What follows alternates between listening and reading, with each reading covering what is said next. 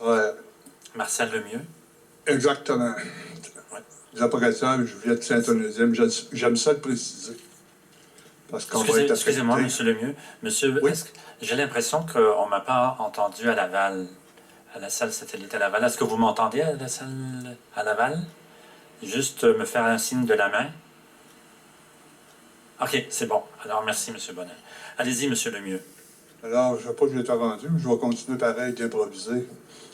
Après avoir un grand cours de pétrolière à soir, de la façon de s'approvisionner qui demeure assez vague, le Québec fait figure de proue dans les énergies renouvelables et les énergies vertes.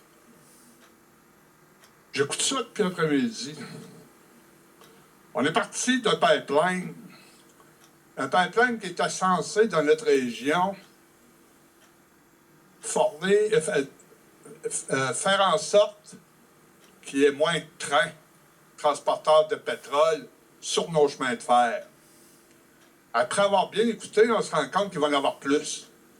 Parce qu'avec l'ouverture de Belle-Dune, projetant en 2017, il est supposé d'en avoir plus de trains. En écoutant aussi les quantités imprécises de pétrole qui vont être transportées chez nous, on ne sait pas rien. On ne sait même plus s'il va y avoir des bateaux. On ne sait même pas si dans les projections du gouvernement actuel, avec ses parts de mer et les argents investis dans ça, que ça ne servira pas par en dessous pour servir TransCanada et compagnie.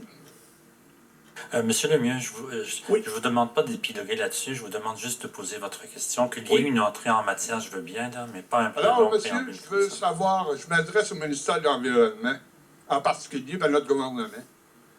Je veux savoir comment ils vont faire pour nous aider, nous en région, fortement affectés, à supporter toute cette pression dans nos petits villages dont on n'a pas les moyens de se défendre.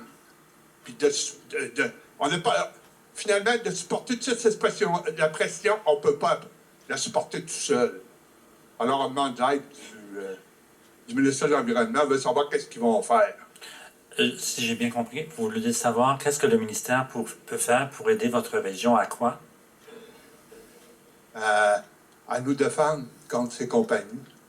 À vous défendre contre TransCanada? Énergie X, exactement. On les écoute.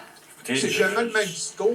Je vais demander au ministère si il met à la disposition des citoyens des outils qui leur permettent d'intervenir éventuellement pour contrer un projet comme celui de TransCanada. Madame Paul?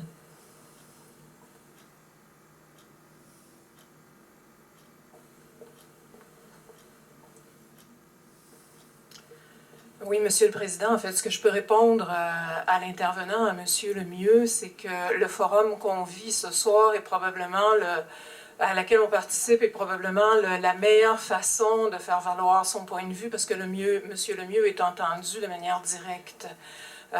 Les forums de consultation publique sont là pour ça. Et la procédure d'évaluation environnementale, que ce soit pour un projet de pipeline ou pour n'importe quel autre projet, c'est ce qu'elle vise, à faire valoir ses préoccupations. C'est ce que je peux dire en réponse à M. Lemieux. Monsieur Lemieux, ce que Mme Paul vous dit, c'est que vous avez là une opportunité assez unique. Vous avez une commission qui a une oreille très attentive à vos propos. Enfin des personnes ressources qui peuvent certainement aider la commission et les citoyens non seulement à comprendre le dossier, mais à mieux l'analyser. Donc, je pense qu'on ne peut pas faire plus dans les circonstances. C'est le fun de se faire écouter, mais se faire entendre, c'est une autre histoire.